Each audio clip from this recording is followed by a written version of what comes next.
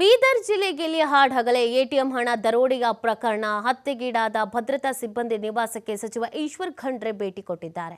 ಗಿರಿ ವೆಂಕಟೇಶ್ ಅವರ ಬೇಮಳಖೇಡ್ ನಿವಾಸಕ್ಕೆ ಸಚಿವರು ಭೇಟಿ ಕೊಟ್ಟಿದ್ದಾರೆ.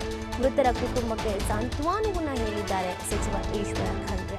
ಮೃತರ ಕುಟುಂಬಕ್ಕೆ ಪರಿಹಾರ ಘೋಷಿಸಿದ ಸಚಿವ ಈಶ್ವರ ಖಂಡ್ರೆ, ಸಮಾಜ ಕಲ್ಯಾಣ ಇಲಾಖೆಯಿಂದ 8 ಲಕ್ಷ ಪರಿಹಾರವನ್ನು ಘೋಷಣೆ ಮಾಡಲಾಗಿದೆ. ಸರ್ಕಾರದಿಂದ 10 ಲಕ್ಷ ಪರಿಹಾರ, ಪಿಂಚಣಿ, ಕುಟುಂಬ ಸದಸ್ಯರಿಗೆ ಉದ್ಯೋಗ ನೀಡುವಂತ ಕುರಿತು ಸಿಎಂ ಬಳಿ ಚರ್ಚಿಸುವಂತ ಭರವಸೆಯನ್ನು ಇದೇ ಸಂದರ್ಭದಲ್ಲಿ ನೀಡಿದ್ದಾರೆ. ದುಷ್ಕರ್ಮಿಗಳನ್ನು ಶೀಘ್ರ ಪತ್ತೆ ಹಚ್ಚುವ ಕ್ರಮ ಕೈಗೊಳ್ಳುವಂತ ಬಗ್ಗೆ ಕೂಡ ಇದೇ ಸಂದರ್ಭದಲ್ಲಿ ಭರವಸೆಯನ್ನು ಕೊಟ್ಟಿದ್ದಾರೆ. ಏನು ದರೋಡೆಯ ಸಂದರ್ಭದಲ್ಲಿ ಶೂಟೌಟ್ ಆಗಿತ್ತೋ ಆ ಸಿಬ್ಬಂದಿಯ ನಿವಾಸಕ್ಕೆ ಹೋಗಿದ್ದಾರೆ. ಅವರಿಗೊಂದು ಧೈರ್ಯ ತುಂಬುವಂತ ಕೆಲಸವನ್ನು ಕೂಡ ಇದೇ ಸಂದರ್ಭದಲ್ಲಿ ಮಾಡಿದ್ದಾರೆ ಮತ್ತು ಪರಿಹಾರ ಹಣವನ್ನು ಘೋಷಿಸಿದ್ದಾರೆ. ಜೊತೆಗೆ ಕೆಲಸ ವ್ಯವಸ್ಥೆಯ ಬಗ್ಗೆ ಕೂಡ ಮಾತನಾಡಿದ್ದಾರೆ. ಎಷ್ಟನ ಓದಿರೋರು B.Ed ಮುಗಿದಿದ್ದ ಎಷ್ಟು ವರ್ಷ ಆಯ್ತು ಸೇವೆ ಮಾಡ್ತಾ ಇದ್ರು? 8 ವರ್ಷ ಆಯ್ತಾ? ಬಹಳ ನಿರೀಕ್ಷಿತ, ಸ್ಮಾರ್ಟ್ ಹುಡುಗಿದ್ದ,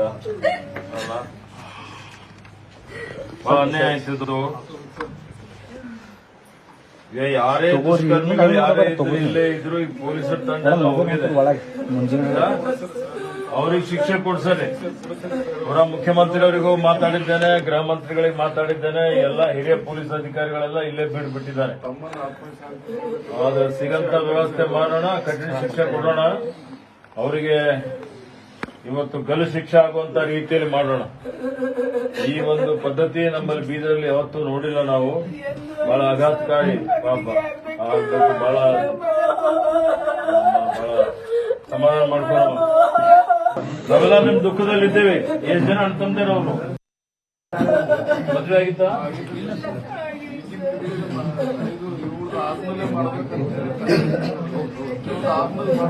ಹೌದೇನು ಸರ್? ಸ್ವಲ್ಪ ಇಲ್ಲ ಸರ್. ನೀವು ತಂಗಿನ ಎಂತನ ವಿದ್ಯಾಭ್ಯಾಸ ಮಾಡಿರಿ ನೀವು? ಡಿಪ್ಲೊಮಾ ಅಗ್ರಿ ಆಗಿದೆಯಾ? ಆಯ್ತಮ್ಮ, ನಿಮ್ ಪರಿವಾರಕ್ಕೊಂದು ಆಸರೆ ಮಾಡುವಂತ ರೀತಿಯಲ್ಲಿ ಏನಾರ ಸರ್ಕಾರದ ವತಿಯಿಂದ ಮಾಡ್ತೇವೆ. ಕೇಳ್ರಿ, ಈಗಲೇ ಮಾತಾಡಿದ್ದೇನೆ ನಾನು. ಒಂದು ನಿಮ್ಗೆ ಸಮಾಜ ಕಲ್ಯಾಣ ಇಲಾಖೆಯಲ್ಲಿ ಯಾವ್ದಾದ್ರು ನಿಮ್ಮ ಅರ್ಹತೆಗೆ ನಿಮ್ಮ ವಿದ್ಯಾಭ್ಯಾಸ ಏನ್ ಮಾಡಿದಿರಿ ಅದಕ್ಕೆ ತಕ್ಕಂತೆ ಒಂದು ಉದ್ಯೋಗ ಕೊಡುವಂತದಕ್ಕೆ ನಾನು ಮುಖ್ಯಮಂತ್ರಿಯವರಿಗೆ ವಿನಂತಿ ಮಾಡಿದ್ದೇನೆ. ಈಗ ಸದ್ಯಕ್ಕೆ ತಾತ್ಕಾಲಿಕವಾಗಿ ಕೊಡ್ಲಿಕ್ಕೆ ನಾನು ಸಿಂಧು ಅವರಿಗೆ ಹೇಳಿದ್ದೇನೆ. ಸಿಂಧು ಎಲ್ಲಿಂದ ಮಾಡಿ ಸಮಾಜ ಕಲ್ಯಾಣ ಇಲಾಖೆ ವತಿಯಿಂದ ಏನು ನಿಮ್ಗೇನು ಪರಿಹಾರ ಬರ್ತದೆ ಆ ಪರಿಹಾರ ಒಂದು ಜಮಾ ಮಾಡಿಬಿಡಿ ಅವ್ರ ಅಕೌಂಟ್ ಅಲ್ಲಿ. ಯಾರು ತಂದೆ ತಾಯಿ ಇದಾರಲ್ಲ, ತಾಯಿಯ ಖಾತೆಯಲ್ಲಿ ಜಮಾ ಮಾಡಿ. ಪೆನ್ಷನ್ ಎಷ್ಟಿದೆ? ಪೆನ್ಷನ್ ಕೊಡುವಂತದ್ದು ವ್ಯವಸ್ಥೆನೂ ಮಾಡಿ. ಮತ್ತೆ ಮುಂದೆ ಇದೆಲ್ಲ ಬಿಟ್ಟು ನಾನು ಸಿಎಂಗೆ ಮಾತಾಡಿದ್ದೀನಿ. 10 ಲಕ್ಷ ರೂಪಾಯಿ ಅಡಿಷನಲ್ ಕೊಡೋಣ ಘೋಷಣೆ ಮಾಡಿ ಅಂತ ಹೇಳಿದ್ದಾರೆ. ಅದು 10 ಲಕ್ಷ ರೂಪಾಯಿ ನಾನು ಬೆಂಗಳೂರಿಂದ ಚೆಕ್ ತಂದು ಕೊಡಿಸ್ಲಕ್ಕೆ ಅಷ್ಟೇ. ಮದುವೆ ಆಗಿತ್ತಾ?